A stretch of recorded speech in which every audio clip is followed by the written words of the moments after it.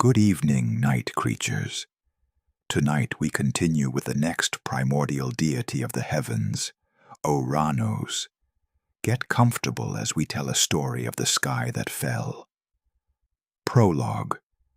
What it means to cover everything. There is a particular kind of power that does not announce itself. The power that announces itself. The thunderbolt, the trident, the drawn sword, is power in the mode of the event. It happens, it is seen, it produces its effect, it ends. The event has a before and an after.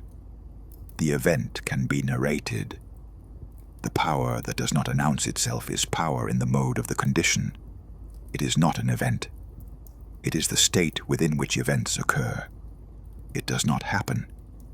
It simply is continuously, without beginning or ending, within the span of any particular story. It cannot be narrated in the straightforward sense because it has no arc, no crisis, no resolution. It is the sky, always there, covering everything, the condition of everything that happens beneath it. Ouranos is this power. He is the sky. Not a god who governs the sky from some external position, not a divine being who is associated with the sky's qualities.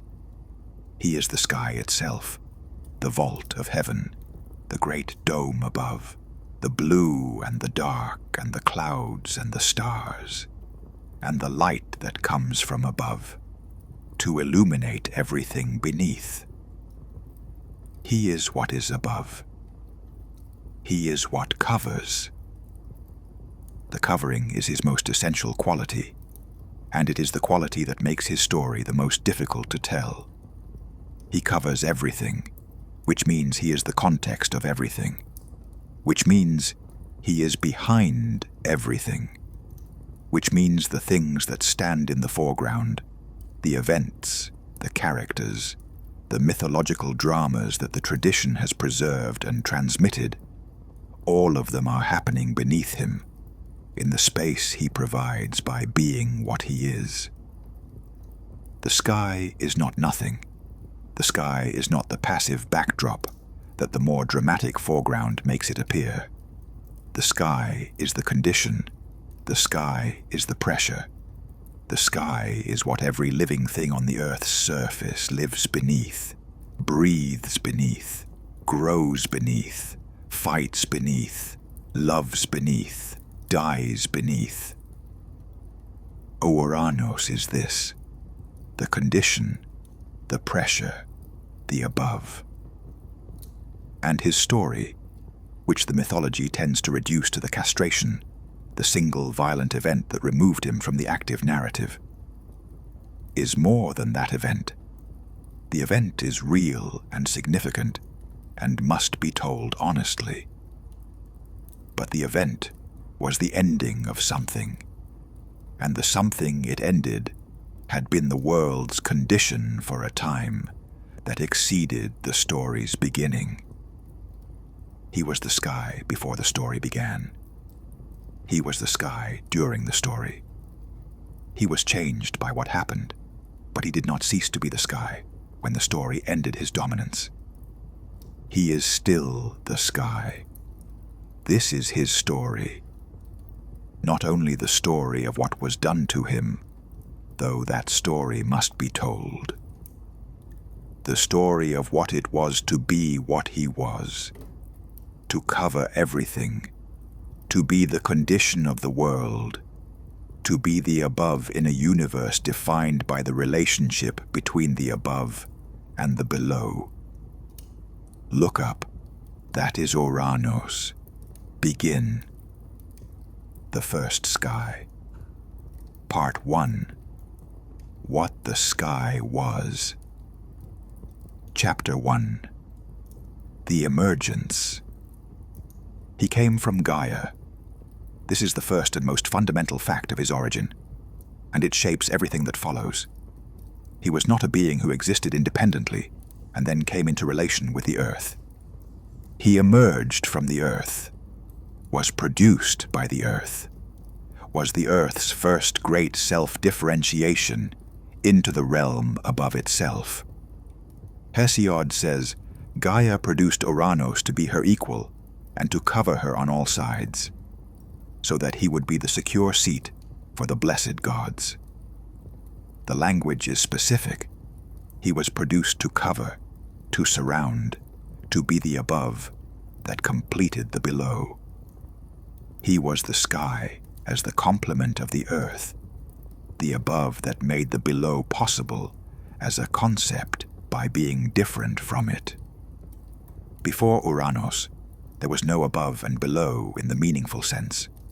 There was chaos, the undifferentiated, the void, the state that was before conditions. And there was Gaia, the first great specific thing, the ground, the earth. But the earth as a concept, the earth as the this rather than that, the ground distinguished from something else, required the something else. The ground required the sky. He was the something else. He was what made the earth by being different from it, by being the above to its below, the covering to its covered, the sky to its ground. His emergence from Gaia was the second great differentiation of the primordial, the first being Gaia's own emergence from chaos. If Gaia was the first great specific thing, Ouranos was the first great relation. He was the entity that stood in relation to the first specific thing, that defined the first specific thing by being different from it, that gave the earth its character as earth by being the sky. The emergence was not narrative, was not an event that happened at a specific moment in a sequence of events. It was the differentiation of the primordial into the first great polarity, the earth and the sky, the below and the above, the ground and the covering. He was the covering. He was the sky. He was what had emerged from the earth to stand above it. Chapter 2. The nature of the sky. To understand Ouranos, one must first understand what the sky is. Not astronomically, not in the terms of the physics of the atmosphere, but phenomenologically. What the sky is in experience, in the living encounter of any creature that stands on the earth and looks up. The sky is total. This is its first and most overwhelming quality. It covers everything. There is no place on the earth's surface from which the sky is absent. No corner, no depth, no hidden place where the sky does not extend. Even underground, in the caves that go deep into the earth, the sky is there, in the sense that it is the reference point from which the depth is measured. The depth is depth, because the sky is the surface from which the going down is counted. The sky is other. This is its second quality, the quality that made it the natural domain of the divine. The sky is not made of the same stuff as the earth, does not have the solidity and the specific chemistry of the geological, does not have the biological richness of the living soil. The sky is different in kind from the earth, is made of light and air and weather, is the domain of what cannot be touched or held or possessed, in the way that the earth can be touched and held and possessed. The sky is high. This is its third quality, the quality that the mythology expressed through the spatial metaphor of the divine. The divine was above, and the above was the sky, and the sky was the realm of the higher powers. Higher not only spatially, but in the sense of the grander scale, the broader view, the power that could see everything, because it was above everything. The sky is the source of light. This is its fourth quality, and the most practically significant, the light that makes vision possible, that makes the day, that makes the growing season, that makes the warmth that allows the biological world to function. All of this comes from the sky. The sun is in the sky. The moon is in the sky. The stars are in the sky. All the light of the visible world descends from the sky to the earth. The sky is the source of weather. This is its fifth quality. The rain that waters the earth comes from the sky. The wind that moves across the earth's surface comes from the sky's interaction with the earth's surface. The storm that threatens the ship and the drought that threatens the crop are both the sky's conditions, the sky's moods in the mythological understanding, the sky expressing through its weather what its divine nature was at any given moment. Ouranos was all of this. He was the totality, the otherness, the height, the light, the weather. He was the sky in its complete reality, not just the visual dome above, but the full experience of the above, the covering that was simultaneously the source of the essential and the domain of the unreachable. Chapter 3. The First Union. He covered Gaia. This is how the mythology described their relationship. The sky covering the earth, the above enclosing the below, the dome of heaven resting on the edges of the world and containing within its curve the whole of the earth below. The covering was their marriage, not a marriage in the social sense. There was no ceremony, no contract, no divine court to witness the union. The union was cosmological. The sky and the earth were in relation from the beginning, were the first great polarity, were the complementary opposites whose relation was the world. Their intimacy was the rain. The rain was the sky's gift to the earth, the water that descended from above to nourish the below, the connection between the two that made the biological world possible.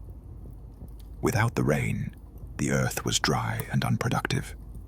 With the rain, the earth grew. The rain was the most intimate form of the sky's relation to the earth, the most direct expression of the covering's care for the covered.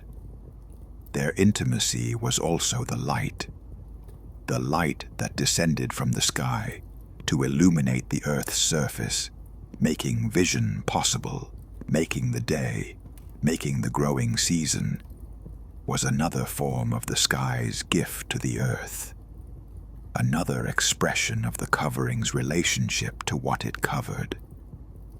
They were the first couple.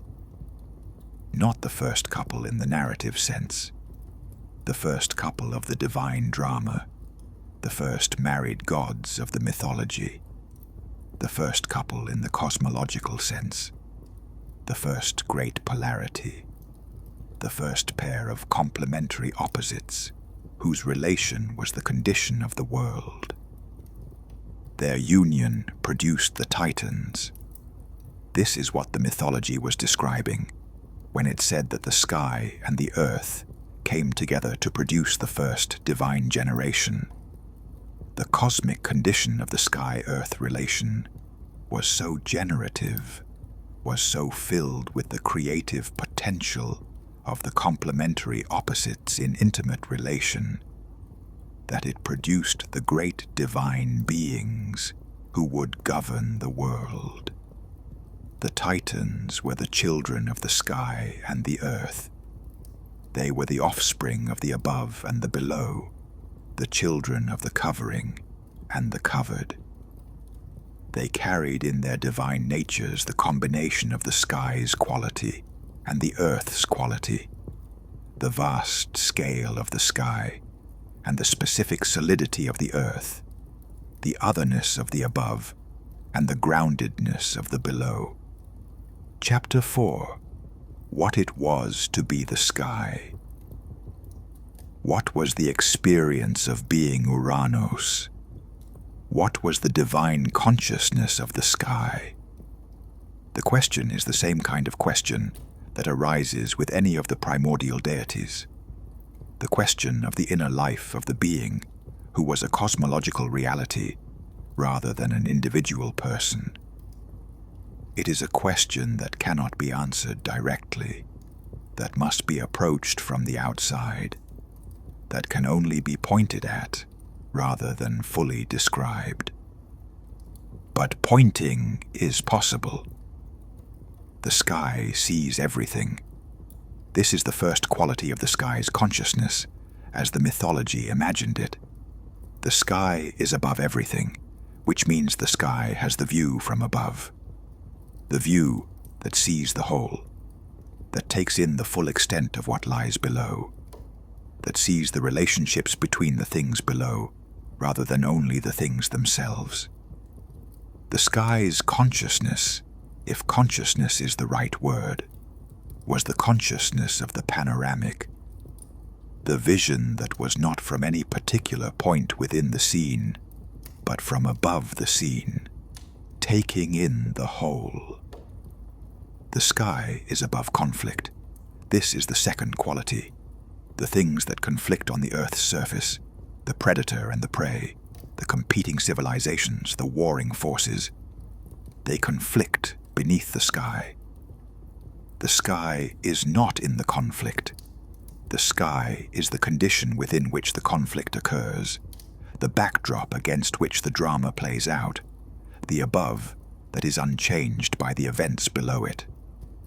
The sky's consciousness was the consciousness of the witness, the being that was present to everything that happened and was not changed by any of it. The sky changes slowly. This is the third quality. The weather is the sky's most rapid change, the storm that builds and passes, the seasons that follow one another in their cycle. But the sky itself, the structure of the atmosphere, the patterns of the climate, the fundamental character of what the sky is, changes on the time scale of the geological. The sky's consciousness was the consciousness of the slow, the being that experienced change on the scale of the eons, for whom the quick changes of the living world below were rapid and brief. The sky is unreachable. This is the fourth quality. The birds fly in it, but do not reach it. The clouds form in it, but are not its substance. The stars appear in it, but are beyond it. The sky is perpetually above, perpetually at the distance that prevents the touch. The thing that can be seen, but not grasped, known, but not possessed. The sky's consciousness was the consciousness of the untouchable, the being that was present everywhere and could not be reached from below. Ouranos was all of these things. He was the panoramic, the above conflict, the slow, the unreachable. He was the sky's consciousness, whatever that consciousness was, the awareness of the being who covered everything and saw everything and was changed by nothing and could not be reached from below. Part 2. The Fear and Its Consequences. Chapter 5. What he feared. He feared his children. This is the central fact of Ouranos' story, the fact that everything else turns on, the fact from which the mythology's account of him derives its drama. He feared the children that his union with Gaia produced. He feared them with the specific, focused, implacable fear of the powerful being who recognizes in those who come after it the possibility of its own displacement. He had been told. Gaia had told him. through whatever channel the prophecy of the earth reached the sky, through the deep earth knowledge that she carried and transmitted in the ways available to her, that a son of his would overthrow him. The pattern that had been set from the beginning of the divine order, the son overthrowing the father, the new divine generation displacing the old, was the pattern she had revealed to him. He knew what was coming. The knowledge of what was coming did not make him accept it. This is the human, the divine, failure at the center of his story. The knowledge of the inevitable combined with the inability to accept the inevitable, the terror of the succession that the knowledge of the succession produced. He knew it was coming, and he was afraid of it, and the fear shaped everything he did. The fear was understandable. He was the sky. He was the above. He was the covering that covered everything, the divine presence that was the condition of the world. To lose this, to be displaced from this position by a child who took what he was to lose the most fundamental thing. It was not the loss of power in the ordinary sense of losing an office or a territory. It was the loss of what he was. The sky displaced from being. The sky was not the sky anymore. He was afraid of ceasing to be what he was. This fear is recognizable. Every being that has ever been afraid of aging or death or displacement or change has felt some version of what Ouranos felt. The terror of the not being this anymore. The fear that what one is will be taken by time, or by those who come after, or by the simple fact of change. The fear is universal. The failure is in what the fear produced. Chapter 6. The pushing back. He pushed the children back into Gaia. The mythology was specific about this. As each child was born, as each titan emerged from the union of the sky and the earth, Ouranos pushed them back, did not allow them to emerge fully into the world, kept them confined in the depths of the earth, in the body of their mother, refusing to let the next generation take its place in the world that he dominated. This act was the central crime of his story. Not a crime in the legal sense. There was no law against it, no divine code that the action violated in any formal sense. But a crime in the moral sense, the wrong that was done to the ones who had the right to emerge, to the children who deserved to be in the world, to Gaia who bore the pain of the confinement, to the world that needed what the children would bring. The Titans were vast. They were the offspring of the sky and the earth, divine beings of enormous power, the governing forces of the world that would be the Titan Age. They were meant to be in the world. The world needed them. The divine order of the cosmos required their presence, their function, their governance. He kept them inside. He kept them in the earth because he was afraid of what they would do when they emerged, afraid of the overthrow that the prophecy had told him was coming, afraid of the son who would displace him. He kept them all confined because he could not distinguish the son who would displace him from the sons and daughters who could not bear to let any of them out, because any of them might be the one. The fear produced the injustice. The injustice produced the consequence. He did not see, or would not see, that the confinement was not protection, but guarantee. The children pushed back into the earth were the children who would grow in the earth's depths with the resentment of the confined, who would emerge eventually with the specific motivation that confinement produces in those who have been wrongly held. the determination to end the confinement, to face the one who had confined them, to take what had been withheld. He was producing through his fear the very overthrow he feared. Chapter 7. The Cyclopes and the 100-Handed. The mythology is specific about who was pushed back and why, and the specificity is important. The Cyclopes, the 3 divine beings with the single eye, the forge workers of the divine world, the ones who would eventually make Zeus's thunderbolts, were among the first pushed back. They were powerful in a way that was unlike the power of the Titans, not the governing power, the administrative power of the divine beings who would rule the world's various domains. They were the power of making, the creative power, the power of the smith who could transform raw material into divine instruments. The 100-handed, Cottus and Briareos and Gyges, each with 50 heads and 100 hands, beings of such vast physical power that the mythology struggled to contain them in any description, were also pushed back. They were perhaps the most extreme expression of the divine potential that Gaia and Ouranos' union had produced.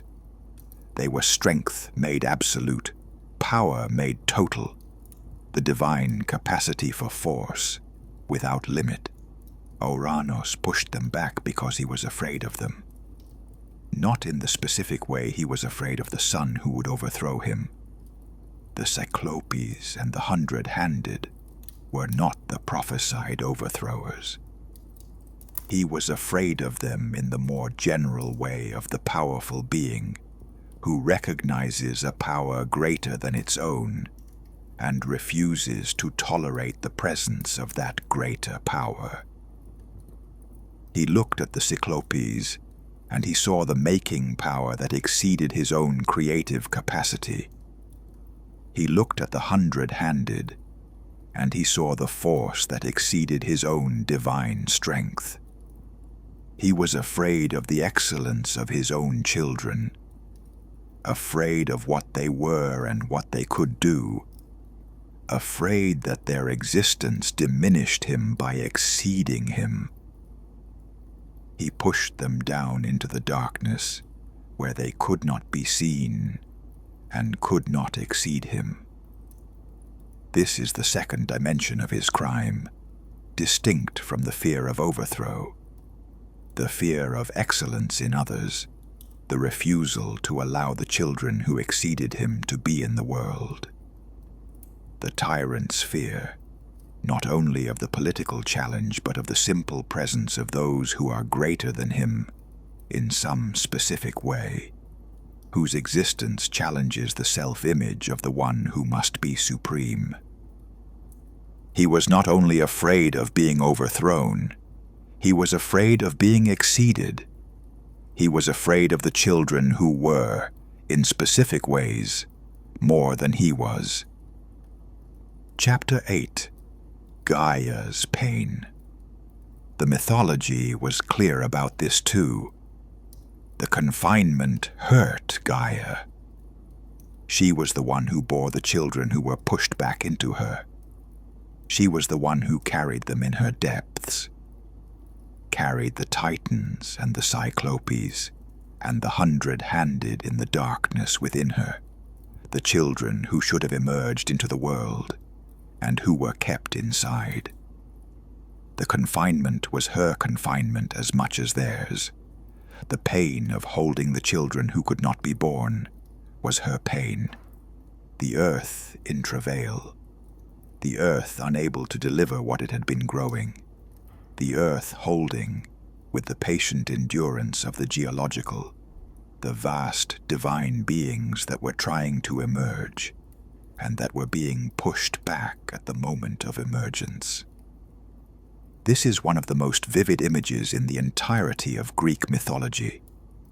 The earth laboring with the children who cannot be born, the mother holding in her own body the beings that the Father refused to allow into the world. It is an image of the injustice that registers on the body, not the abstract injustice of the violated principle, but the physical, embodied injustice of the being whose body is made the instrument of another's fear. Gaia endured it. She was the earth.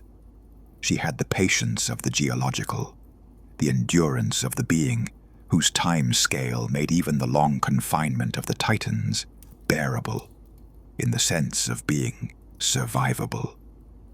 She endured and she planned. The plan was the sickle and the arrangement with Cronus and the eventual ending of the confinement. But before the plan, there was the pain. The long pain of holding what should have been released. The pain of the mother whose children were not allowed to be in the world.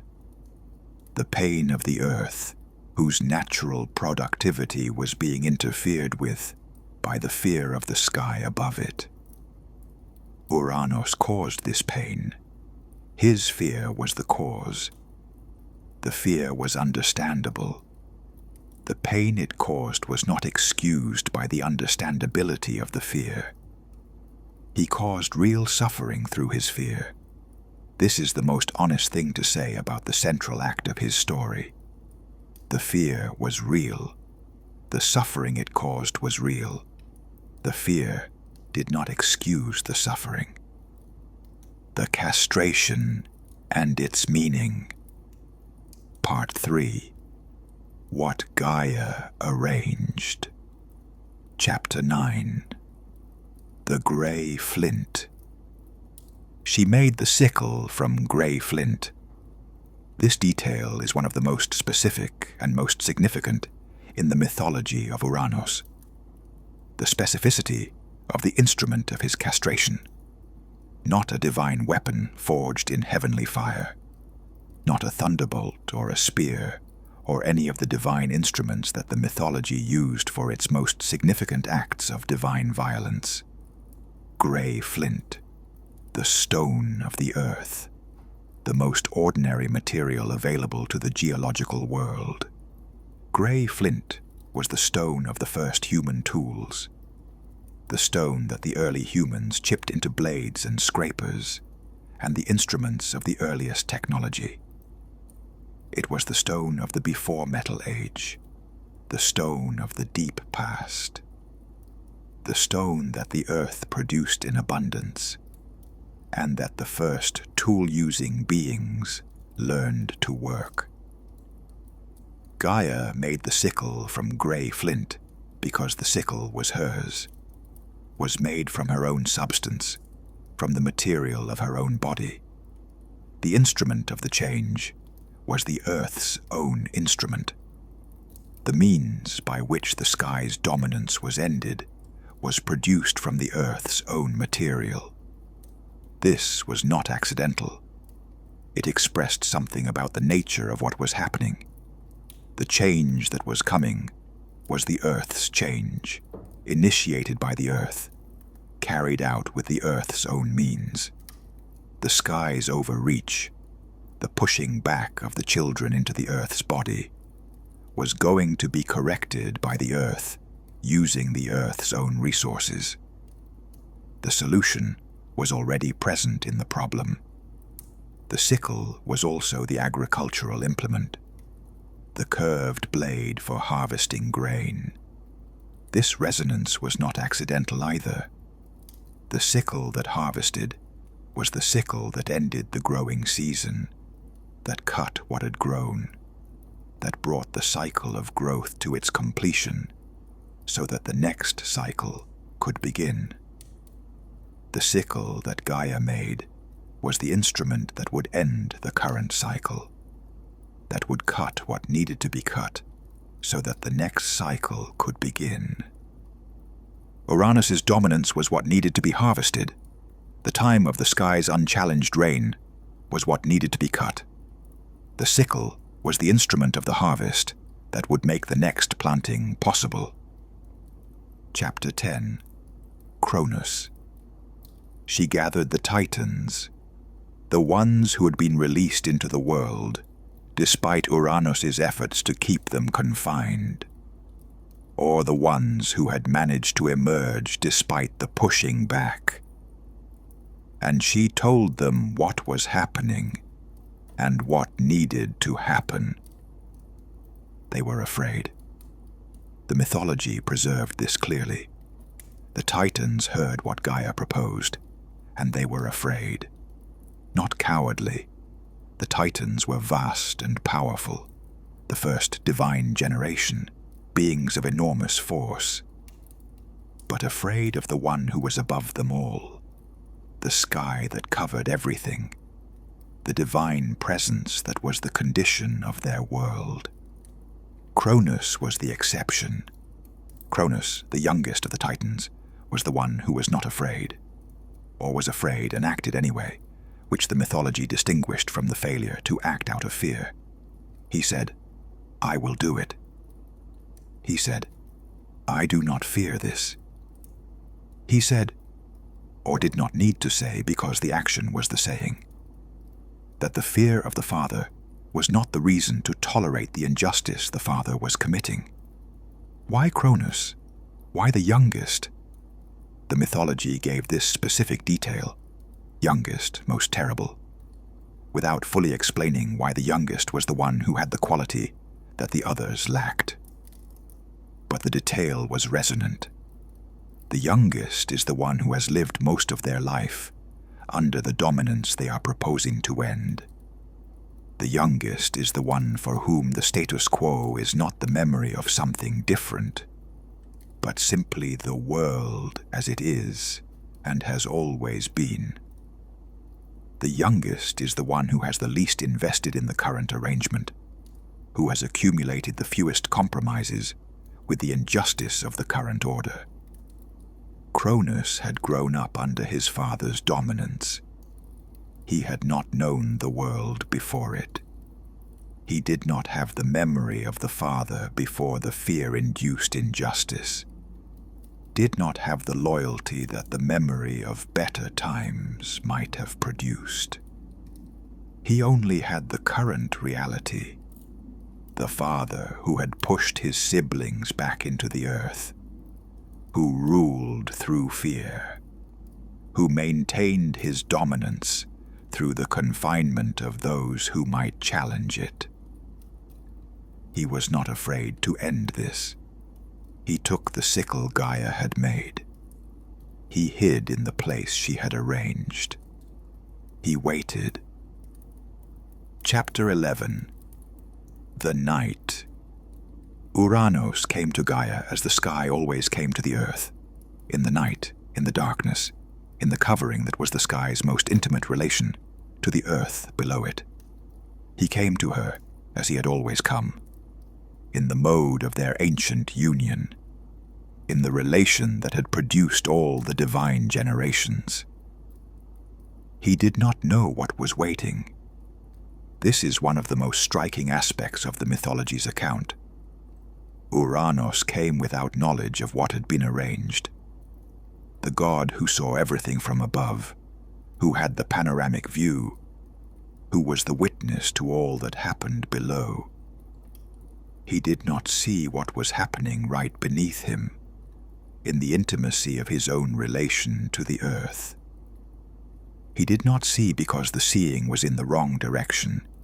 He saw what was below him, saw the broad sweep of the earth's surface, the events and the beings and the conditions that played out in the light. He did not see what was in the earth's depths, what was being planned in the dark, what was arranged for the moment of his own approach. He was blind to what was closest to him. The sky that saw everything at a distance could not see what was happening in the intimate encounter, could not see what was preparing in the depths of the earth, for the moment when the sky came to the earth in the night. Cronus waited. When the moment came, when the intimacy of the union was at its fullest, when the sky was most completely committed to the earth, Cronus acted. He swung the grey flint sickle. He castrated Ouranos. He threw what he had cut into the sea. Chapter 12. The Severing. The castration was the mythology's most extreme image of the sky's separation from the earth. Before the severing, the sky and the earth were in the intimate relation, the covering and the covered, the above and the below, the rain and the earth that received it, the light and the surface illuminated by it.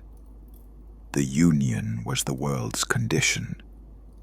The intimacy was the cosmological fact. After the severing, the sky drew back. The intimacy was over. The sky was still above, was still the sky, still the covering, still the condition of the world in the sense of being the above. But the intimacy was gone. The sky that had covered the earth so completely, that had pressed down on the earth so constantly, that had been in such total relation to the earth that the relation was the world. This sky was now separate. The sky rose, or the earth lowered, or both.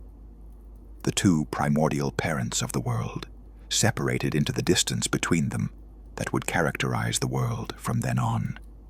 The sky above and the earth below, with the space between them, with the air and the weather and the distance that the severing had created, constituting the world in which the subsequent drama would play out. This is what the castration meant at the cosmological level, the creation of the space between the sky and the earth. The world as we experience it, the world with the sky above and the earth below, and the space between them in which the living world exists, the air and the weather, and the light and the distance. This world was created by the severing. The separation was the world's making. The violence of the severing produced the conditions of life. This is the paradox at the heart of the story of Ouranos. The terrible act that was done to him was also the act that created the world as the living world experienced it. Before the severing, the sky was too close, pressed down on the earth so completely that the space for life between them was constrained.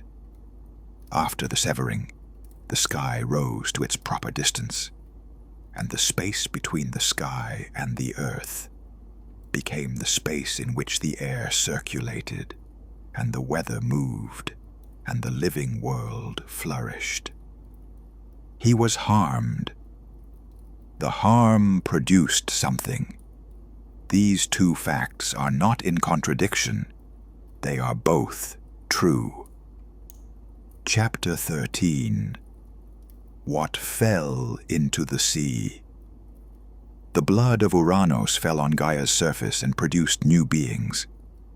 This is the mythology's most vivid expression of the generativity of the primordial. The idea that even the wound, even the divine blood shed in violence, was generative, was the source of new life and new divine beings. From the blood that fell on the earth came the Erinyes, the Furies, the goddesses of righteous vengeance, the beings who pursued those who violated the deepest bonds of blood and oath. They were born from the sky's blood, received by the earth. The divine enforcement of justice, born from the wound of injustice. The beings who would pursue those who violated the deepest moral order were born from the moment when the deepest order was violated. From the blood that fell on the earth also came the giants, the enormous beings who would eventually challenge the Olympian order in the Gigantomachy, the divine generation born from the violence done to the first sky, and the Meliai, the ash tree nymphs, connected to the making of spears and the first men who were born from the ash, and from what was thrown into the sea, from the divine substance thrown into the Aegean, surrounded by the sea foam, wrapped in the white foam of the divine spilling, came Aphrodite, love, desire, the force of attraction that drew things toward each other. This is the mythology's most extraordinary alchemy. From the wound of the sky, from the violent severing of the creative power of the first father, from the blood and the substance thrown into the sea, from all of this came love. The force of the world's attraction, the principle that drew beings toward each other, the divine reality of desire, born from the most violent act in the primordial mythology.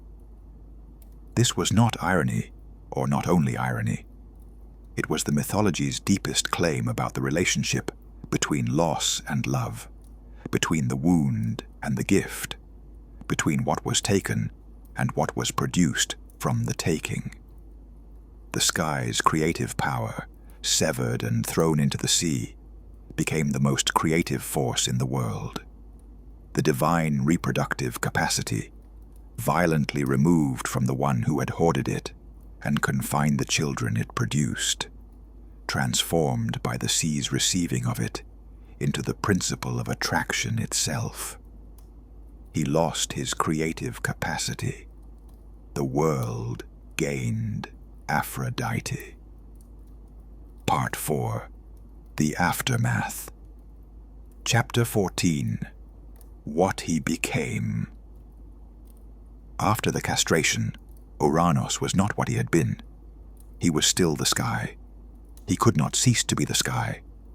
The sky did not stop being the sky because of what had happened to it.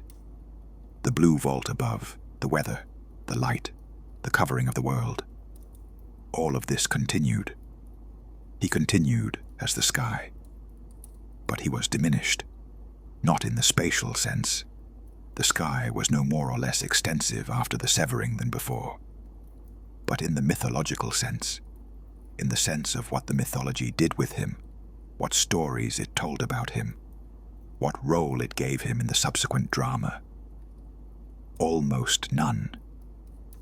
This is the most striking fact about the aftermath of the castration. Ouranos essentially disappears from the active mythology.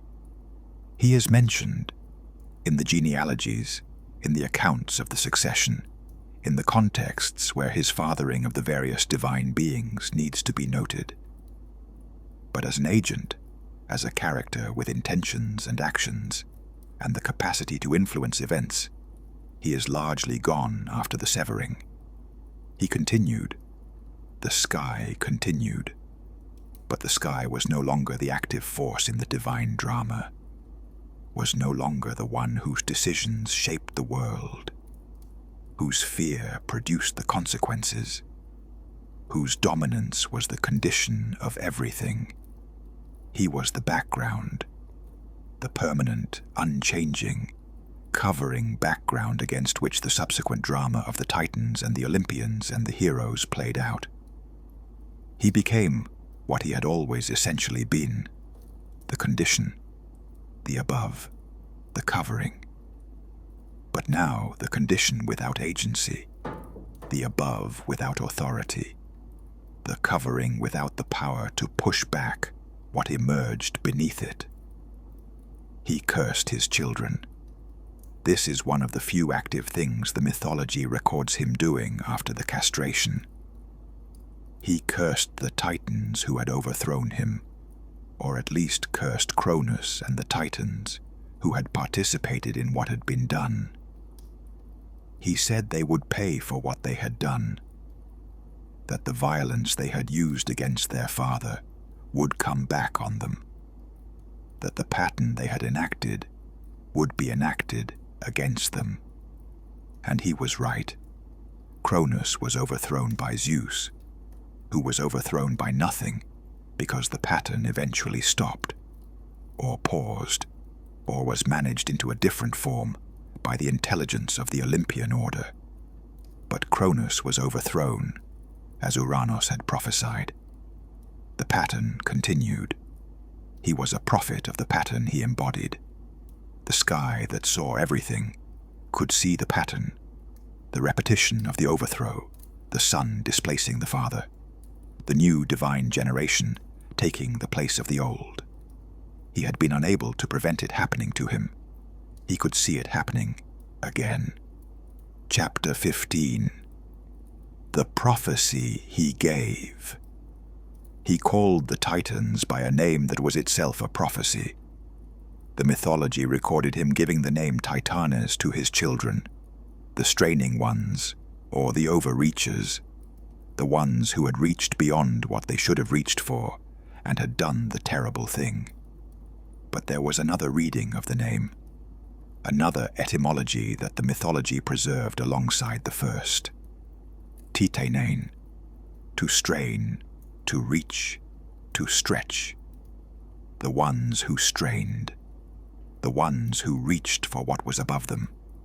He named them for what they had done and for what they were. Beings who had reached for something beyond their station, who had not been content to remain in the position they had been given, but had stretched toward the power above them. He named them with the name that was also the accusation, the name that was also the curse. And in naming them this, he predicted what would happen to them. The beings who strain, who reach beyond their station, who overthrow the generation above them. These beings create the conditions for the next generation to do the same to them. The pattern is the pattern. The straining produces the straining. The overthrow produces the overthrow. He had been afraid of the pattern. His fear had been accurate. The pattern had played out exactly as he had feared. And now he named the ones who had enacted the pattern with the name that predicted the pattern would be enacted against them. He was the sky, seeing from above. He saw the pattern. He could name the pattern even when he could not escape it. The prophecy was genuine. Cronus was overthrown. The Titans were confined in Tartarus. The straining that had produced their victory produced their defeat. The pattern continued.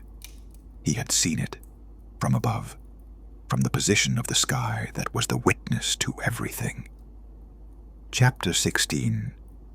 The Stars. He was the father of the stars, not only in the genealogical sense of the mythology, not only in the sense that his substance, thrown into the sky, became the stars. In the deeper sense, he was the sky, and the sky contained the stars, and the stars were the most enduring expression of what the sky was. The stars were his permanence. He had been removed from the active divine drama, had been displaced from the position of the governing father by the castration and the succession. But the stars remained. The stars that were fixed in the pattern of the sky, that wheeled in their nightly procession across the vault of heaven, that maintained their relative positions through the centuries, that were the most stable and permanent feature of the visible world. These were his. The constellations were his body written in light, the mythology that gave the constellations their stories, that made the stars into the figures of the mythological drama, that wrote the stories of the heroes and the animals and the divine beings in the patterns of the fixed stars, was writing those stories on the sky, on Ouranos, on the body of the first heaven. He held the stars. He was the darkness that the stars were set in. He was the depth of the sky that made the stars visible, the depth of the void above the atmosphere, the darkness that was the background against which the lights of the stars stood out. The stars were his gift to the mortals below him.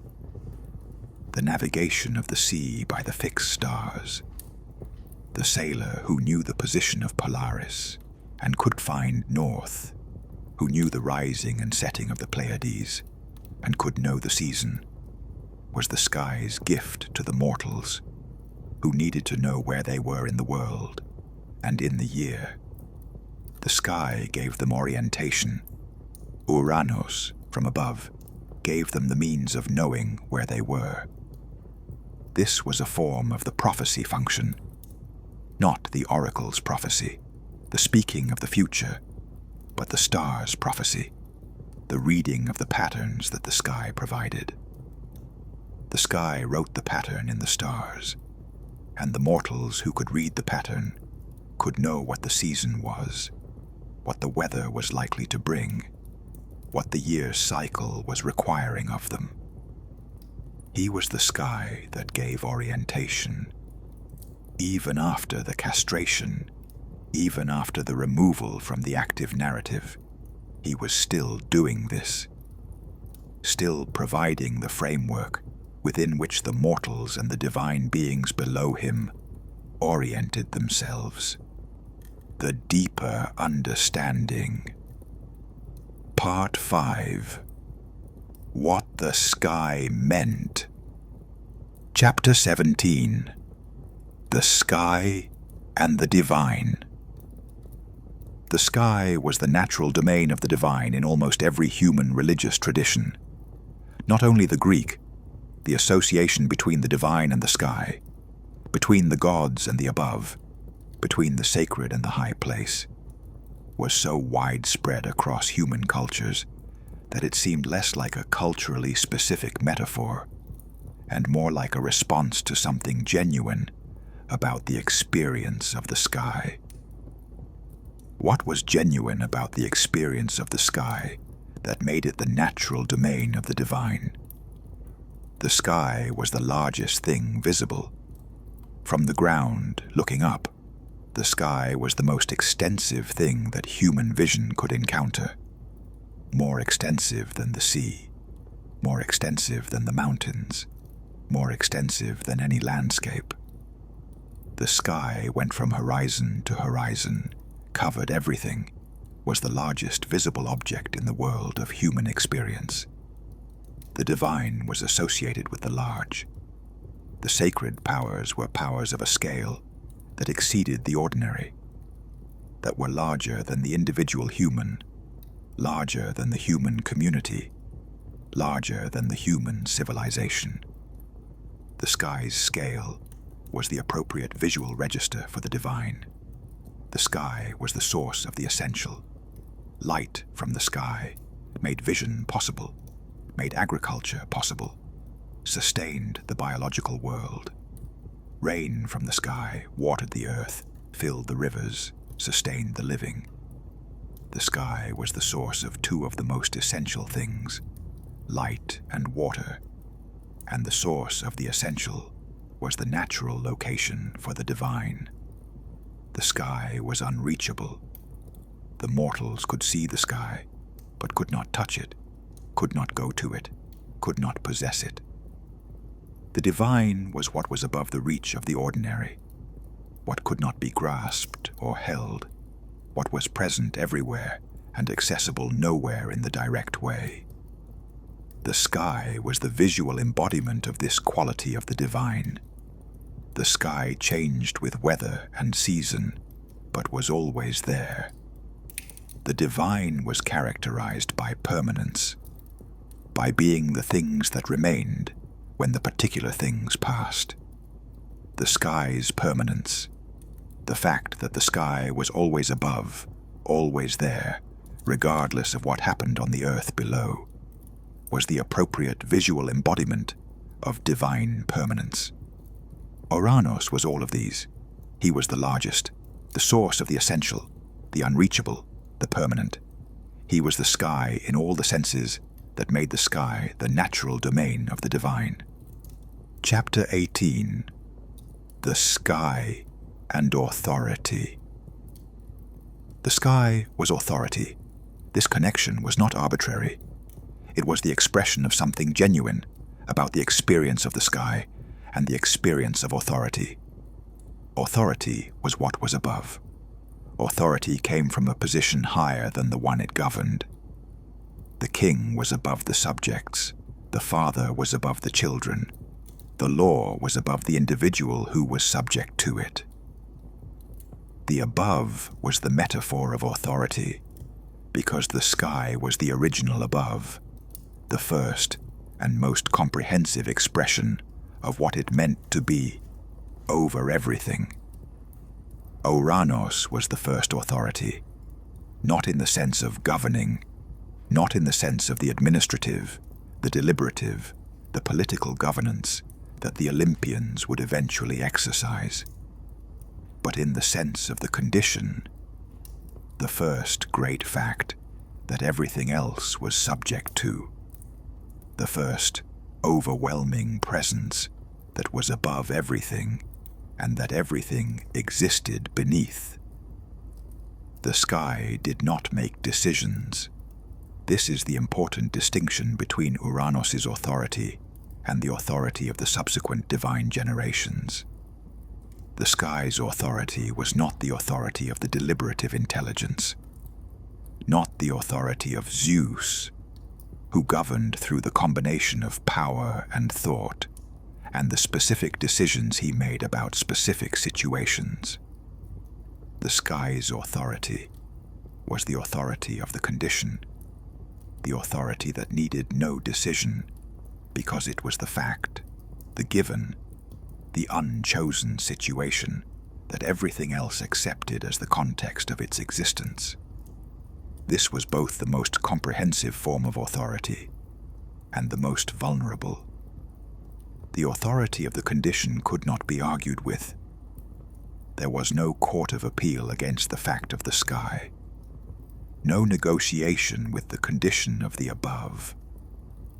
But the authority of the condition had no ability to adapt, no ability to respond to the specific situation, no intelligence that could read the moment and respond to it. Kronos did not argue with Ouranos' authority. He did not propose a negotiation, or a compromise, or an alternative arrangement. He took the grey flint sickle and acted. The authority of the condition met the sickle, and the condition changed. The sky's authority was the authority of the fact that could be altered by sufficient violence, not sustained, not the enduring authority of the legitimate rule that the governed accepted because they believed in its rightness. The authority of the massive given that continued until the given was changed. Chapter 19. The Sky and Time. He was connected to time in ways that the mythology sometimes made explicit and always implied. Ouranos was the sky, and the sky was the domain of the celestial bodies whose movements measured time. The sun's daily crossing of the sky measured the day. The moon's monthly cycle measured the month. The star's annual rotation measured the year. The sky was the clock, was the face on which the passage of time was written in the movements of the lights above. In some ancient understandings, Ouranos and Kronos, the sky and time, were related or confused. The Greek word chronos meant time, and the figure of the sky god and the figure of the time god were sometimes merged in the mythological tradition, as if the sky and time were not different things, but different aspects of the same primordial reality. The sky as time, the above, was the framework within which events occurred in sequence, the domain whose regular motions, the rising and setting of the sun, the waxing and waning of the moon, the turning of the stars, gave the sequence of events its measure, its rhythm, its comprehensibility as sequence rather than as undifferentiated flow. Without the sky, without the celestial movements that the sky provided the domain for, there was no measure of time. day and the night were the sky's rhythm. The season was the sky's changing angle to the sun. The year was the sky's full rotation of the constellations back to their original positions. Ouranos was the time that measured time. He was the domain in which the measurements occurred, the framework within which the sequence of events could be understood as sequence. He was the clock, not the hands of the clock, not the specific measurement, but the face on which the measurement was written. This was a form of his authority that the castration did not end.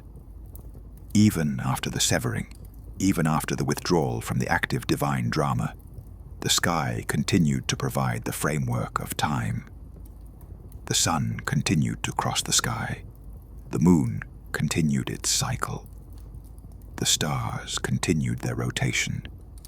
He continued to be the clock, the measurer, the domain of the temporal rhythm. Chapter 20. The Wound and the World. The castration of Ouranos was the wound that created the world. This is the claim that needs to be held in its full paradox, rather than resolved into something simpler. He was harmed. The harm was real. The violation was genuine. The mythology did not present the castration as an unambiguous good, did not present it as the triumph of justice over tyranny in a clean, uncomplicated sense. It presented it as the violent act that it was. The cutting of the Father by the Son, the removal of the creative power of the first sky, the wound inflicted by the generation that had been wronged on the one who had wronged them. This harm produced the world. The blood that fell from the wound produced the Erinyes and the giants. The divine substance thrown into the sea produced Aphrodite. The separation of the sky from the earth produced the space between them in which the living world existed. The ending of Ouranos' dominance produced the conditions for the Titan Age, and then the Olympian Age, and all the subsequent drama of the mythology. The world that we know, the world of the space between the sky and the earth, the world of the living organisms that inhabit that space, the world of the mortal and the divine drama that plays out in it. This world was produced by the wound. This is the paradox that the mythology preserved and that refuses to be resolved into something simpler. It is not the case that the harm was good, that the wound was a gift, that the violence was justified because of what it produced. It is not the case that the harm was simply bad, that the wound was simply wrong, that the violence was unjustified, and what it produced was irrelevant to the moral accounting. Both are true. The harm was real, and the world was produced by the harm. These facts coexist without canceling each other. He was wronged, and the world was made by the wrong. The world is what it is because of what happened to him. He was the victim of the founding violence, and the founding violence founded the world. This is the hardest thing to hold about Ouranos, that his suffering was the precondition of everything that came after, not as justification, as fact. The sky through the ages. Part 6. The Long View from Above.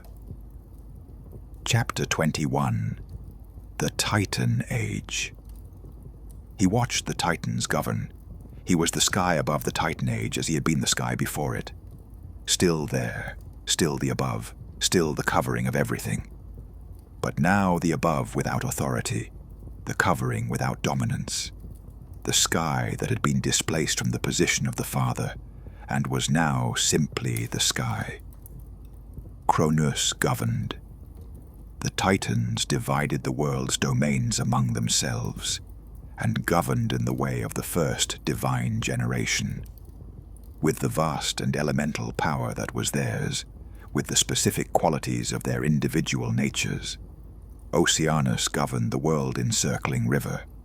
Hyperion governed the sun's movement. Mnemosyne was memory. Themis was justice. Each titan was a fundamental principle of the world, given divine form. He watched from above, from the position of the sky, which saw everything and which was no longer actively shaping what it saw. He was the witness. He had always been the witness. The sky was the witness, the one from whose position everything was visible. Now, the witnessing was all he was, the witnessing without the authority to act on what was witnessed. He saw Ouranos swallowing his children. He saw the pattern of his own fear being repeated by the son who had freed himself from his father's fear. Saw the son he had feared, who had overthrown him, becoming the father who feared his own son. The pattern played out below him. He was the sky, watching. He had named the titans the straining ones. He had predicted the pattern. Now he watched it play out exactly as the pattern demanded. Ouranos was afraid of the son who would overthrow him. Ouranos swallowed his children. Ouranos' wife hid the child who would overthrow him. The pattern continued. He watched from above without the capacity to intervene, without the authority to change what he saw, without anything to offer except the witness of the sky that sees everything and can do nothing to change the unchangeable. This was his punishment, if punishment was the right word. The sky that had been the authority was now only the witness. The above that had been the condition was now only the background. He watched. Chapter 22. The Olympian Age. He watched the Olympian Age. He watched Zeus overthrow Ouranos. He watched the Titanomachy, the great war between the Titans and the Olympians, from above, from the sky, from the position of the covering that covered the war as it covered everything. He had prophesied this. He had said to the Titans, when they overthrew him, that the pattern would continue, that they would be overthrown as they had overthrown him. The prophecy had been accurate. Ouranos was defeated. The Titans were confined in Tartarus. The Olympian order was established. He watched Zeus establish the new order. He watched the distribution of domains. Zeus taking the sky, his domain, his former domain. Poseidon taking the sea. Hades taking the underworld. He watched the sky become Zeus's domain, which was to say he watched his own domain become someone else's. Zeus ruled the sky from above. This was the most direct expression of the succession. Not only had the son overthrown the father, not only had the new divine generation displaced the old, but the new ruler had taken the specific domain of the old ruler. The sky that had been Ouranos's was now Zeus's. The above that had been the condition of his authority was now the condition of Zeus's authority. He was the sky. Zeus ruled the sky. These two facts coexisted in the Olympian mythology in a way that the mythology managed by simply not dwelling on the tension between them. Ouranos was the sky, was the primordial sky, the original sky, the sky that had been there before Zeus and before the Titans. Zeus was the sky, was the governing deity of the sky in the current divine order, the one who hurled the thunderbolts and governed the weather and sat enthroned above. The two sky gods occupied the same domain from different positions in the divine hierarchy. The original above and the current authority of the above, both present in the sky, both there when the eye looked up. Chapter 23. The stars he kept. He kept the stars. This was the thing that the Olympian succession did not take from him. The stars remained in his sky, remained his, remained the most ancient and most permanent feature of the visible world that no subsequent divine arrangement had displaced or replaced. Zeus governed the weather, but he did not govern the fixed stars. The fixed stars were Ouranoses, were the lights set in the primordial sky, the bodies that the primordial sky carried in its depths, the ancient lights that had been in the sky before the Titans and before the Olympians, and that would be in the sky after whatever came after the Olympians. The constellations were his. Orion, the hunter, striding across the winter sky. Scorpius, pursuing Orion in the eternal mythological chase.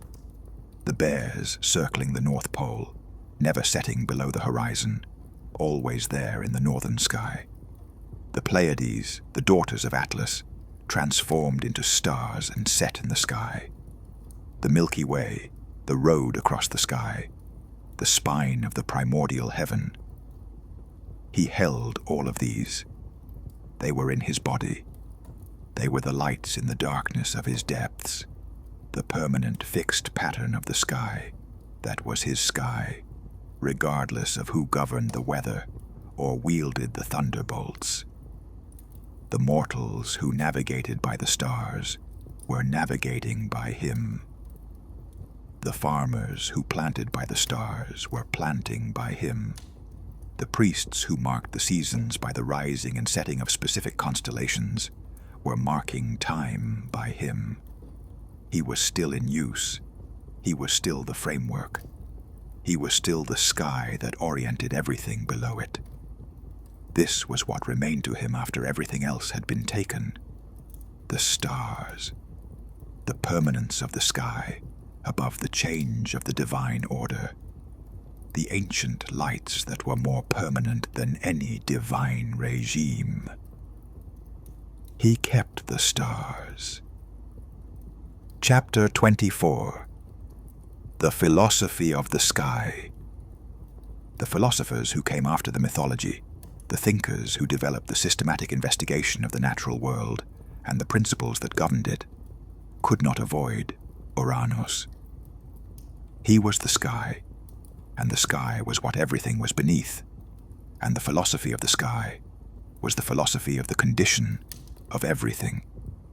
Anaximander, who proposed the apeiron as the first principle, the unlimited, the indefinite, the boundless, was reaching for the sky's quality in philosophical terms. The sky was the unlimited, was not bounded in any direction, extended to every horizon, covered everything without limitation. The philosophical concept of the unlimited was the sky's quality translated into the abstract. Anaxagoras, who proposed that the original state of the world was a mixture of everything in which nous, mind, intelligence, was the organizing principle, was working with the sky's quality in another way. The sky was the domain of the organizing principle, was where the sun and the moon and the stars moved in their regular patterns, where the order of the cosmos was most visibly expressed in the regularity of the celestial motions. Aristotle's concept of the fifth element, the ether, the substance of the celestial spheres, the material of which the heavenly bodies were made, was the philosophical articulation of the sky's divine substance. The sky was made of something different from the four elements that composed the earthly world, of something purer, more permanent, more perfect. The ether was the philosophical name for the sky's otherness. Ouranos was in all of these. He was the unlimited and the organized and the etheric. He was the sky as the natural object of the philosophical investigation of the cosmos, the thing that was above everything and that organized everything, and that was made of a different and more perfect substance than the earthly. The philosophy of the sky was the philosophy of Ouranos. He was the subject that the philosophical tradition inherited from the mythological tradition and tried to understand in different terms. Part 7. The Sky in Human Experience. Chapter 25. Looking Up. Every being that has eyes and stands on the Earth's surface knows the experience of looking up. The universal human act, looking up at the sky, is the most direct encounter with Ouranos that any mortal has. The act of looking up is an act of orientation. The sky is above, the earth is below, the person is between. The looking up is the act of locating oneself in this vertical axis, of acknowledging the above, of encountering the covering, of being present to the fact of the sky's presence. The sky that is encountered in the looking up is the sky in its various moods and states. The clear blue sky of the high-pressure day, the gray uniformity of the overcast, the dramatic architecture of the cumulus on the summer afternoon, the thin cirrus high above, the darkness of the storm, the gradients of the sunrise and the sunset, the night sky with its stars and its moon and its darkness. All of these are Ouranos. All of these are the sky in its various expressions. The sky that was always there, that covered everything, that was the above in all its various moods. The looking up was also the gesture of prayer in many traditions. To pray was to look up, to direct the attention toward the above, toward the divine, toward the sky that was the natural, visual domain of the sacred. The prayer that looked up was looking at Ouranos, was directing the attention toward the primordial sky, even when the prayer was addressed to a subsequent divine being who had taken the sky as their domain. He was what the prayer looked toward. He was what the eye encountered when the eye looked up. He was the above that the looking up acknowledged. This was his most constant and most universal presence in the mortal world. The sky above, always there, always encountered when the eye looked up. Always the above that oriented the below. Chapter 26. The Fear He Taught. He taught a lesson through his story, not deliberately, not as a teacher who intended to instruct, but as the figure whose story encoded a truth that anyone who attended to it could receive. The lesson was this: the fear that refuses the future destroys the present. He was afraid of being overthrown. The fear was understandable. The sky's fear of losing its position, the powerful being's fear of the successor who would displace it. The fear was also accurate. He was overthrown, exactly as he feared. But the response to the fear, the pushing back of the children, the confinement of the next generation, the attempt to prevent the future by refusing to allow it, this response did not prevent what he feared. It guaranteed it. The confined children grew in the dark with the specific motivation of the unjustly confined. The pattern he was trying to prevent was exactly what he enacted. And in trying to prevent his displacement, he caused the suffering of Gaia, the injustice to the Titans, the confinement of the Cyclopes and the Hundred-Handed. He caused real harm to real beings in the attempt to prevent a harm that had not yet happened. The fear that refuses the future destroys the present. This was his lesson. He had the present, had the sky's dominance, the cosmic position, the relation with Gaia, the divine dignity of the First Father. In his fear of losing the future, He damaged and eventually lost the present. The thing he was trying to protect, his position, his dominance, his authority, was undermined by the very acts he performed in trying to protect it. The children he pushed back became the children who overthrew him. The fear that drove the pushing back drove the creation of the instrument of his downfall. He was the teacher of this lesson by being the failure of the lesson, by being the one who did exactly what the lesson warned against and received exactly the consequences the lesson predicted. Chapter 27. The patterns he set. He set the pattern that the mythology repeated: the father who fears the son, the ruler who fears the successor, the generation that refuses to make room for the generation that follows. Cronus repeated the pattern. He swallowed his children because he feared the son who would overthrow him. He did what Ouranos had done in different form, confined the next generation rather than allow it to take its place. He received the same consequence. The hidden child, grown in secret, returning to overthrow him. Zeus almost repeated the pattern. The mythology recorded that Zeus was told, by Gaia, by the oracle, by the deep earth prophecy that knew the pattern, that a son of his by Metis would be greater than the father. Zeus swallowed Metis, pregnant with the child.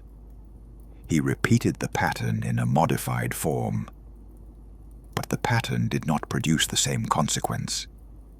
Athena was born from Zeus's head, was born into the world as Zeus's daughter, the daughter of the god who had swallowed her mother, the daughter of a father who did not make room for her by releasing her but by incorporating her into himself. The pattern was repeated and modified, and the modification changed the outcome. The modification was Zeus's intelligence applied to the problem of the pattern. He did not simply push back or swallow out of fear. He thought about the problem, received the prophecy, and found a solution that incorporated rather than excluded. Athena was not the overthrower. She was the ally, the daughter who was her father's most faithful supporter, the goddess of wisdom who reinforced the Olympian order rather than challenging it. He had set the pattern that the mythology worked through for 3 divine generations. His fear was the original. His response to the fear was the template. The subsequent generations repeated the template and modified it until the modification produced the Olympian order that stabilized the divine world. He was the first. The pattern started with him. Chapter 28. The Gift of the Wound. Aphrodite. He must return to Aphrodite. She was born from his wound. This is the mythology's most extraordinary claim about Ouranos, and its most important. From the violence done to him, from the severing of his creative power, from the throwing of the divine substance into the sea, from the foam that formed around it, and the goddess who rose from the foam, came love.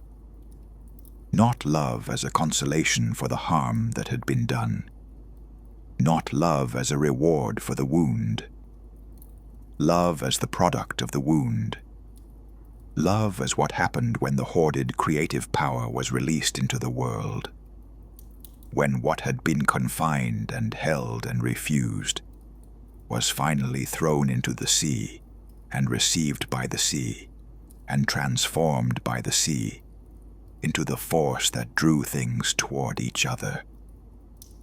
He had confined his children because his fear had turned his creative power inward, had made him the father who hoarded and confined and refused rather than the Father who generated and released and gave. The castration was the violent correction of this, the violent release of what had been hoarded, the forced opening of what had been closed. And from the forced opening came love. From the violence came the most generative force. From the wound came the principle of attraction. This is not a comfortable claim. It would be more comfortable to say that love came despite the wound, that love was the world's compensation for the harm done. The mythology says something harder. Love came from the wound. Aphrodite rose from Ouranos' blood and the sea foam. The creative power that had been refused to the world came back to the world as love. What did this mean? It meant that the hoarded creative power, the power turned inward, the power used to confine rather than to generate, was released by the violence into the world and became, in the world, the most generative of forces. It meant that what had been held too tightly, what had been refused out of fear, what had been kept inside rather than given, this was what became love when it was finally released. It meant that Ouranos, in losing what he had been most afraid to lose, gave the world the most important thing it had: the sky that remains. Part 8. What He Is. Chapter 29. The Permanent Above. He is still the sky. This is the most important fact about Ouranos, and the one that the mythology, focused on the event of the castration and the drama of the succession, tends to obscure. He did not cease to be the sky when Kronos overthrew him. He did not cease to be the sky when Zeus took the sky as his domain. He does not cease to be the sky now. The sky is permanent in the way that the sky is permanent. Not the permanence of the unchanging, not the permanence of the inert, but the permanence of the always there, the always above, the covering that is the condition of everything below it, and that is present as long as the condition is present. He is above. Right now, as this is read, wherever this is read, whoever reads it, he is above. The sky is there. The blue or the gray or the dark, the clouds or the stars or the sun, the weather or the clear, the full range of the sky's expressions. All of this is above. All of this is Ouranos. He was displaced from the position of the governing divine authority. He was not displaced from the sky. The sky is still the sky. The above is still above. The covering is still there. Zeus governs the sky. Ouranos is the sky. These two things coexist in the way that the one who governs a territory and the territory itself coexist. The governor can change while the territory remains. He is the territory. Zeus is the governor. The territory outlasted every governor before Zeus, and will outlast Zeus, and will outlast everything that governs it. He is the permanent above, the sky that was there before the divine drama began, and that will be there after any particular divine drama ends. Chapter 30. What the sky still does. He still does what the sky does. The castration did not end the sky's function. It ended the particular form of the sky's authority. The particular form of the covering that was so close, it prevented the emergence of what was below. It did not end the sky. He still provides the light. The sun is in the sky. The light that makes vision possible, that makes the day, that sustains the biological world. This still comes from the sky, still comes from his domain, still descends from the above to the below, in the same way it always has. He still provides the weather. The rain still falls from the sky. The wind still moves across the surface. The storm still builds and passes. The seasons still turn in their cycle. The sky's changing angle to the sun producing the changing seasons. The sky's mediation of the sun's energy producing the varying warmth that the biological world's cycles depend on. He still provides orientation. The stars still mark the compass points. The sun still rises in the east. The moon still cycles through its phases. The celestial movements still give the mortals their bearings, still tell them where they are in the world, and in the year, and in the day. He still provides the above. Everything that is oriented in the world is oriented in relation to the vertical axis, the up and the down, the above and the below, the sky and the earth. This orientation is fundamental to the experience of being in the world, is the basic spatial framework within which all experience occurs. He provides this framework. He is the above, that the below is the below in relation to. He is still doing all of this. He has been doing it since the beginning. He will continue doing it for as long as the sky is the sky. The castration was a great event in the divine drama. It was not a great event in the sky's ongoing function. The sky kept covering. The sky kept providing light and weather and orientation. He kept being what he was. Chapter 31. The Lesson Reconsidered. He was afraid of the succession. The fear was wrong in its expression, wrong because of what it produced, wrong because of the harm it caused. The pushing back of the children was wrong. The confinement was wrong. But was the thing he feared wrong? The succession happened. The divine authority passed from the first sky to the Titans, and then to the Olympians. The pattern of the son displacing the father, the pattern he had feared and tried to prevent, played out exactly as he had feared. He was right to fear the succession. The succession was real. What came after him was not nothing, was not the absence he might have hoped for, was not the continuation of his authority in a different form. It was the displacement. Cronus ruled where he had ruled. Zeus ruled where Cronus had ruled. The fear was accurate. The response to the fear was wrong. This is the distinction the mythology preserved and that deserves preservation. The fear of loss can be accurate, and the response to the accurate fear can still be wrong. The fear and the response are not the same thing. The accuracy of the fear does not justify the response.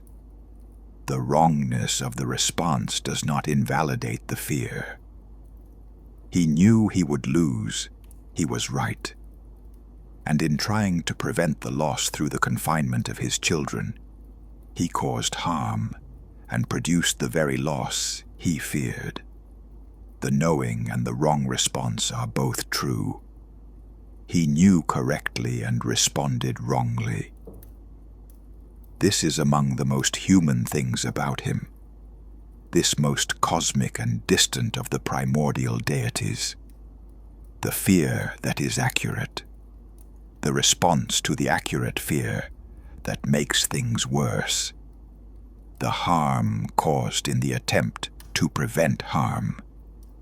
He was human in this way, though he was the sky. Chapter 32.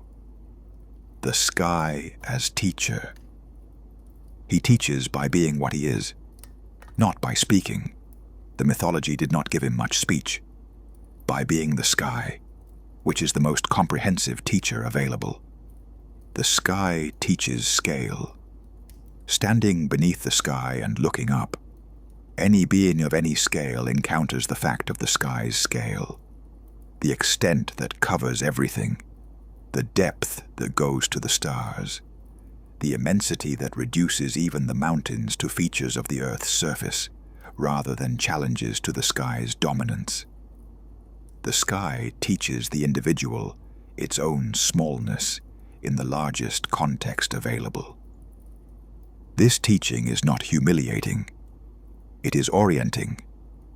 The knowledge of one's own smallness in the context of the sky's immensity is the knowledge that makes possible the accurate assessment of one's place in the world, not the inflated self-assessment of the being who has not encountered the sky's scale, not the paralyzed self-diminishment of the being overwhelmed by the sky's scale, but the accurate knowledge of proportion. The sky teaches patience. The sky changes slowly, more slowly than any human life, more slowly than any civilization's span. The weather changes quickly, but the weather is the sky's surface variation, not its fundamental character. The fundamental character of the sky, the stars in their patterns, the sun's path across the sky, the moon's cycle, these change on the time scale that exceeds any individual's perspective. The sky teaches patience by being the most patient thing visible. The sky teaches the permanence of the above. Whatever happens on the Earth's surface, whatever rises and falls, whatever is built and destroyed, whatever drama plays out in the space between the sky and the Earth, the sky is still there. The sky is the permanent context of the impermanent. The sky teaches, by its presence, through all the changes of the world below it, that the context is more durable than the content. He teaches all of this by being the sky, by being above, by being the permanent condition of everything that happens beneath him. Chapter 33. The Aphrodite he made possible. He returns at the end to Aphrodite. He must. She is the most important thing his story produced. She rose from his blood and the sea foam. She was born from his wound. She is the world's love, the force of attraction, the principle that draws beings toward each other, the divine reality of desire.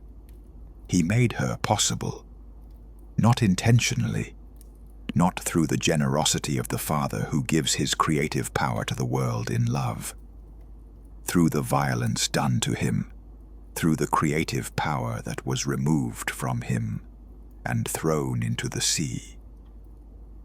He made her possible by being the one from whom she came. The love that is in the world, the love between people, the love that builds families and communities and civilizations, the love that is the most creative force available to the mortal world. This love has its divine origin in the wound done to the first sky. This is the mythology's deepest claim about Ouranos, and it is the claim that transforms the story from a story about victimhood into something more complex. He was harmed. He was deeply and permanently harmed. And from the harm came the most generative force the world knew. He was the source of Aphrodite. He was the source of love, not in the sense that the mythology would have preferred to tell it, not through the generous giving of the Father, who freely shares his creative power, through the violent release of the hoarded power, through the wound. The world's love was born from the sky's wound. This is the sky's most lasting gift to the world below it, given not in the mode of the generous Father who chose to give, given in the mode of the one from whom it was taken and who thereby, in the taking, gave the world what it needed most. He gave Aphrodite. He is the source of love. He did not choose this.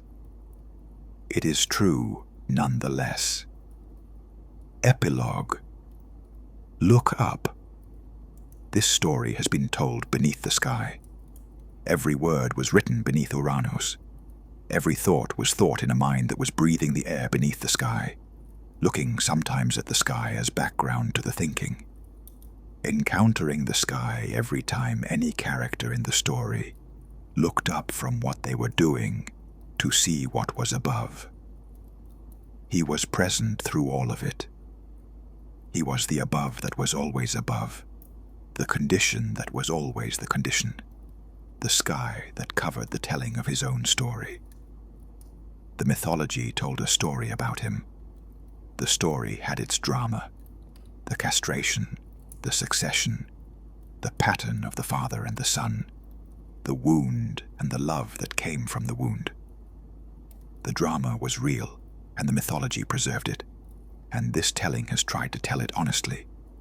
And beneath the drama, beneath the story, beneath the mythology, beneath the telling, he was there, the sky, the above, the permanent condition of everything the story described. He is not the most loved of the divine beings. He is not the most celebrated, not the most widely worshipped, not the one whose mythology is richest or whose character is most developed. He is the sky, the background, the condition, the above that everything happens beneath. But he is the most present. He is present everywhere, that there is a sky above and an earth below. He is present to everyone who looks up. He is present in the weather and the light and the stars and the orientation that the sky provides to everything that lives beneath it. He was there before the mythology. He will be there after the mythology is the mythology of a civilization that no longer exists. He is the sky, and the sky is there as long as there is an earth to be the below that the sky is above. He was wounded. He was displaced. He was the source of Aphrodite. He was the father of the Titans, and the grandfather of the Olympians, and the great-grandfather of the heroes. He was the first authority, and the first failure of authority. He was the first fear and the first wrong response to fear. He was the wound and the love that came from the wound. He is the sky. He is above you. He has always been above you. He will always be above you. Look up. That is Ouranos. That is the sky that was there before the story. And that is there now. And that will be there after the story is over. That is the first above. That is the condition of everything. That is the covering that covers everything. That is the sky. Here ends, or does not end, because the sky does not end, the story of Ouranos, the first heaven, the primordial sky, the above that was before the gods of the current order, and that will be after them, the father who feared and failed and was wounded, and gave the world Aphrodite. He is above. He has always been above. He will always be above. He is the sky you see when you look up. He is the darkness you see when you look up at night. He is the stars set in that darkness. He is the light that comes from above to illuminate everything below. He is Ouranos. Look up.